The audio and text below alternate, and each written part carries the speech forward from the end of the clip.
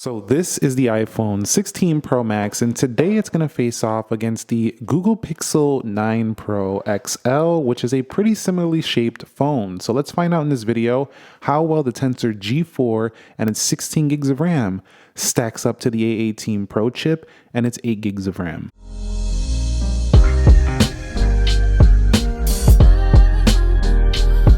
So what is up, guys? Nick here, helping you to master your technology. And let's go ahead and begin this test with a boot up in 3, 2, go. And shout outs to hashtag Team Pixel. This was a hashtag gift from Google on the Google Pixel 9 Pro XL. But everything you see in this video is of my own creation and my own takes, so you know that right up front. Now, Google Pixel tends to turn on faster usually than iPhones, and it's no exception today. You've seen it did turn on faster, so they're going to get the win on the boot up. They always have, and they probably will continue to turn on faster. Not that it's the biggest deal to everybody, but they definitely do. One thing that strikes me about these two phones is just how similar in the shape they are, but they're also quite different. Like the buttons are on the right side of this phone, the buttons are on the left side. They also have a very different camera setup. Similar shape, but unique look as well. I really like that for both products. All right, so let's begin with the biometrics here, and you'll see right here, we do have Face ID. We don't have Touch ID though. I thought we would have probably seen that already, but we don't see it. It could have even been housed into that camera capture, but you can just bring the phone up, raise to wake, swipe in, or you can tap the screen, or you can tap the power button, or you can, again, raise to wake. You can also have always on display, which can speed things up as well. Now on the Google Pixel 9 Pro XL, I can just bypass that lock screen. And if you do want to have the Pixel 9 have a swipe, you can do that as well. So definitely more customizable on how you open it, but just bring this up and it can just bypass the lock screen. Also, it's not super easy to fool the Pixel with a picture, so I wasn't able to do that, so that's pretty decent. But if you want your security, you're going to want to use the fingerprint sensor right here. So the Pixel has more ways to unlock, and I would argue definitely a little faster to get in than the iPhone. So I'd give the Pixel the win there, but if you like your biometrics, I definitely would pick the iPhone. If you like your Face ID biometrics, like you don't like to use a fingerprint, this one is going to be the way to go. I think one of the older Pixels used to have a similar feature, but these newer ones have the in-display fingerprint sensor. Now, when generally speaking, going through the software, all the iPhones pretty much operate the same, but the 16 Pro Max has the biggest, smoothest display out of all of them. And you'll really notice it day to day. It's just a buttery smooth experience. There is some people that are saying that the refresh rate is not always at 120, which is probably true, but it's still iOS that feels pretty smooth. Over here on the Pixel, this is also a super smooth Android phone, even with it not having a Snapdragon chip. Day to day, I've been testing this out for a while. This thing just runs really smooth every day. It's snappy and fast, and it might not have the fastest scrolling or the best scrolling on any phone on the market, but it's really well tuned and a very polished software. I really do like the Pixel experience here. It's also one of the best if you want to be in the Google ecosystem, but general software is really snappy and fast for the most part each and every day of usage. All right, and when it comes to the software, we're on iOS 18 over here, and we're on the Android 14 and September 5th security patch. So no Android 15 yet on this, and also no 18.1. So that's the current software for this speed test. Let's go ahead and head into Calendar. And you could see that was a little faster on the iPhone. That could be because the Google Calendar is more of a cloud-based calendar. Let's go into Clock, and you could see iPhone a little faster there. Stopwatch. And I have heard the complaints about the G4 not being the fastest chip out there, and I think Google is going to make this faster in the future. I think that was faster on the iPhone. Let's go into Weather. I think that was the Pixel. Now, the Pixel, even with its Tensor G4, they combined it with 16 gigs of RAM. So the thing is pretty fast day to day. Let's go into News, and you'll see Apple News versus the Google News. I know not exactly the same app, but at the same time, they are both their respective news apps. Let's head up out of there, and we'll go into Play Store, App Store, and you'll see slightly to the iPhone. Let's head over here to Apps. And Play Store seems to run a little bit faster to me than the App Store over there. We'll go back to games. You can see Play Store again, and pretty good on both. So that's what you can expect there. Let's go into Instagram, and you'll see Instagram popped over there first on the right, now on the iPhone. And Pixel is actually one of the best phones to use when you're posting Instagram posts. So if you do want to do some posts, like you want to take some photos and post them in the stories, Pixel does it one of the best of all the Android phones. Let's go into X. Not saying it does it better than the iPhone, but it definitely does it near the same level. So you can see right there, that was the Pixel on X. All right, so let's head into YouTube here on both phones, and you'll see, I think it was slightly to the iPhone. We'll go over to trending, and I think that was slightly to the iPhone, music, but this is really nothing. So like I say, I hope this test is showing that even though the G4 doesn't tend to get the best benchmarks, for all your regular day-to-day applications and everything you're going to use, it's okay, it works fine. Let's go into Prime Video here on both phones, and you'll see, I think a little faster on the left, and a little bit, I couldn't even see that one, it was so close. Go into Amazon here, and you'll see that was faster, I think on the left. Let's go ahead and click this Shop Early Deals. And you'll see when you're in here, Pixel has a faster scroll, iPhone has a smoother scroll. Swiping out, we'll go into eBay.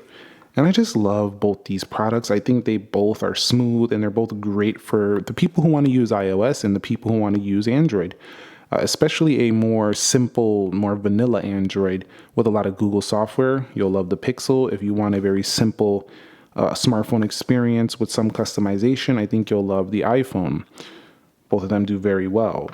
Let's hit shop here. We'll go into computers and tablets, and we'll hit gaming laptops and slightly faster on the left. Let's head up out of here, and we'll go into Jetpack Joyride now. And I also found that even for most basic gaming, you could do that on the Pixel as well, no problem. But the iPhone has this game mode, and these aren't by default, so the iPhone wins it there. We'll go into Subway Surfers. It has this game mode that speeds things up, so iPhone with a pretty substantial lead there, even in the Subway Surfers launch. Let's go into Real Racing now. This one's going to take a little bit longer to load on both products, and you'll see both of them doing a pretty good job right here. And looks like, who's going to get it first? That looked like it was the Pixel. That was interesting. So both of them did a really good job on that one. Let's go into Dead Trigger 2. And you'll see game mode enables again, and the iPhone with the lead. So far the iPhone is taking the lead in these games, which is to be expected, but then the Pixel loaded that first. Again, these are not those games.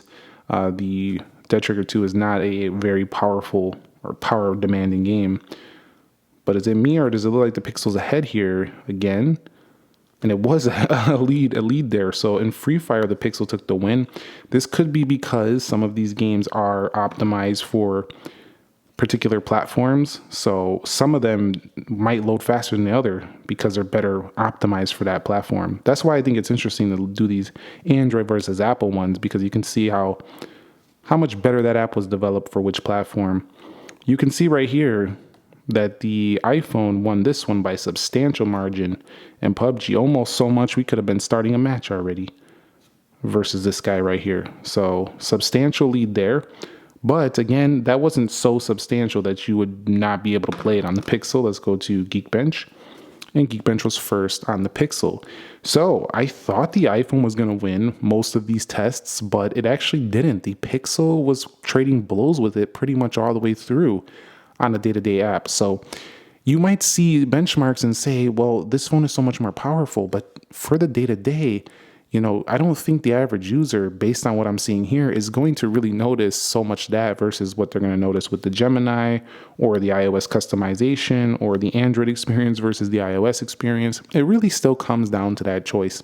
At the end of the day, it really does. Let's go ahead and run through the applications. Now, 8 gigs of RAM does disappoint me for the iPhone. I feel like they should have been at 12. Heck, they could even have been at 16. They could have went 12 on the 15 Pro Max. They could have been at 16 already. But Apple likes to keep putting the same thing over and over again in the RAM department. And it doesn't seem to matter, though, when it comes to relaunching apps and what people do most day to day. But I don't really say that for this portion. I say that because I think long term, that extra RAM really helps you be able to keep your iPhone much longer. So that's why I say that. But let's see how the Pixel does now with its RAM management. Google Pixel 9 Pro XL does have some of the most RAM, actually the most RAM in a Pixel yet. 16 GB. So very nice here. And we'll see though that the Pixel here also has that double swipe. This is an Android phone, so you got a double swipe to get out. Unless you use a Samsung phone, you can enable the good lock module. I think eBay was reloading to the home screen. We'll go into Prime Video and we'll go over here and you'll see that with the 16 gigs of RAM, this phone can hold these apps easy, just super easy. Plus, this screen actually takes advantage of its screen by having a split screen mode. You could just double tap that to switch them around. So a proper split screen mode, which will also be using that RAM to hold both those apps in the background at the same time. So I really do like how this one performs. For an Android phone, it's one of the best. And that was excellent as well on the iPhone. So you're not going wrong either way when it comes to relaunching your stuff. All right, so I've been introducing a scroll test to my speed test videos, which is going to test the scrolling speed, typically for the Android comparisons or the 60 hertz versus 120 hertz iPhone, so you can see the differences. But scrolling here in some popular apps like Instagram, if you scroll smoother and slower, it will scroll pretty good. But Android still has that snappy fast scroll, so it still looks a little faster to me. Not a big deal, but it stays pretty smooth through that scroll. The iPhone seems to it looks like it's lowering its refresh a little bit when scrolling fast. Just something to note. And I want to go ahead now and take a look at the scrolling in something like YouTube. So let's go ahead and scroll here, and you can see just how fast you can fly through here. Now on the iPhone, it still generally wants to scroll a little slower. So that scrolling differences are still kind of the same as they've been forever on these phones. Nothing has really changed there. Let's go ahead and take a look at one more app now. How about Google News versus Apple News? We're just going to click some random articles here. How about iPhone 16 versus 14? And I'll click over here on iPhone. And you can see once in app, both of them do pretty good. Again, I do find that the Pixel does, and this is not just Pixel, this is Android phones in general, they tend to show more ads. We do see some in Apple News, but I feel like there's more on the Pixel and a lot of other news articles. But other than that, still you're getting that fast scrolling and the smoother scrolling on the left. But you can also just slow it down and the Pixel gives you the same smooth scrolling. I do want to make that known before someone says, well, you could just slow down your scrolling and then it's not going to be any different. And it's pretty true. You just have to slow it down a little bit. So those are basically the differences in scrolling speed between these two. Okay, so we have a quick internet test here. We're going to go to Safari versus Chrome because they're the best browsers for both of these phones. They're the ones that come with the phones. And I like how the Pixel has a number row. Let's go ahead and hit go and see what we get. And that was faster for the iPhone. I also found, learn more, that Chrome tends to drain more battery. I don't know what it is about that, but it does that on pretty much every product I use. But again, that scrolling still stays pretty smooth on the iPhone. And if you don't slow it down, it's flying on the Pixel over there. So, but both have a really good, smooth pinch-in, very good experience on the internet. Okay, to keep it fair, let's go to googlestore.com and you'll see that one went straight to the store. So you know what I'm going to do? I'm just going to go into the store here and we're just going to click on the Pixel link. We'll go to phones and we'll go here to the 9 Pro and 9 Pro XL. A little faster on the left. So I think Safari seems a little snappier. That's what I'm seeing, just a little bit. But again, there's multiple browsers you can download on the marketplace, on the App Store or the Play Store, which might even be faster than Chrome and Safari. So it's not the end all be all, but Safari does look slightly faster to me than Chrome. And here's our final Geekbench scores: 3158, 1674 on the Pixel, and 7792 versus 3502. So the benchmarks are substantially higher on the iPhone. These benchmarks on the Pixel are actually lower than some older iPhones. However, keep in mind that you've seen in my app test and you've seen in the scrolling and when we're usability testing and things like that, that the benchmarks don't tell the whole story. That's not an excuse. I still think Pixel needs to put a faster chip in there, but at the same time, it's not telling the whole story because it's still a very smart smartphone with a great camera and great battery, and so is this one. But definitely the iPhone is getting the win. And here are the final benchmarks for Wildlife Extreme, almost 14 FPS, which is not bad for the Pixel 9 Pro XL, 2334, but the iPhone with a 4295 and 25 FPS, near 26, scoring better than 88% of devices, and the Pixel scoring better than 48% of devices. So not amazing results on the Pixel 9 Pro XL, and benchmarks which prove that its technical prowess, its technical performance does need improvement, but it's very well optimized on all the Google stuff, all the apps work very well for day to day. I just personally don't think this is $1,000+ performance. It's just not when you have other competitors doing it quicker generally. But for everyday app use, I don't think it's a deciding factor. It's still got a lot of great things that these phones don't offer. But at the same time, I do think we need to see a Snapdragon in the Pixel. Thumbs up if you agree. All right, so let's go ahead and check the temperature. I want to go ahead and do this because we were pushing them pretty hard. Sitting at about 102, and the heat management has been improved here for the iPhone 16 Pro Max, maxing out right there at about 102. The Pixel doesn't feel horrible either. Feels pretty good to me. And you can see the Pixel, let me see if I can find any hotter points up near the camera, pretty toasty up there. 101.8. So the Pixel actually stayed cooler to the touch than the iPhone 16 Pro Max. Although it wasn't quite as powerful in the benchmarks, it still managed its heat pretty well. So this is definitely better than some previous Pixels in that respect. And before we wrap this video up, let's go ahead and launch the cameras on both in 3, 2, go. And I think it might have been the iPhone. Let me know if I'm wrong. 3, 2, go. Maybe the Pixel because the iPhone was getting into the macro mode. Anyway, let's go ahead and take a look at the shutter. And you can see the Pixel tends to have this like slower processing effect, but I am in the 50 megapixel mode over here. So let me go ahead and take it off that and see if that actually affects anything. Let me go to Pro. We'll go to 12 megapixel. Let's try that again. 3, 2, go. Yes, definitely faster there. So now it's more in line. So it was the 50 megapixel taking a second. I wish that was a little faster, but generally zooming, they both have 5 times. Looks like the iPhone goes to its 5x quicker. Let's do it again. Yeah, the iPhone tends to have a smoother zooming as well. You can see it just kind of, when going through there, it just kind of gets a little bit choppy there on the Pixel. So I think they could improve the camera smoothness. The results though on both of these, I'd have to do a camera comparison to give my thoughts on that. But generally they launch the cameras very fast and take snappy photos, although the Pixel does more post-processing, or at least it looks like that. You'll see here on the iPhone, you also have a camera capture button. You can also set the action button to do specific actions like launch the camera. So you can actually launch it in 1, 2, 3, even 4 ways right here with this on over here, or 5 ways like that. So there's multiple ways.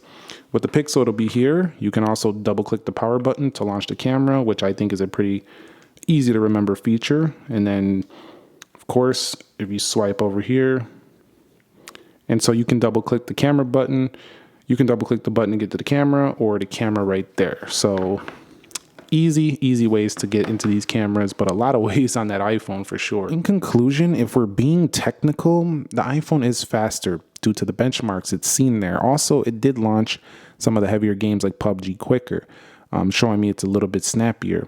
The Pixel, though, I think is getting better and better every year, but I still want to see a more flagship grade processor in the next one. They have the same level of premium feel now with their newer design here. Cameras are on similar levels on both of them, so they're pretty comparable, and both have really large batteries and beautiful displays, so you can't go wrong either way. But if you want the more powerful performance, that's the iPhone. If you want the Google experience with way better Google experience, that's the Pixel.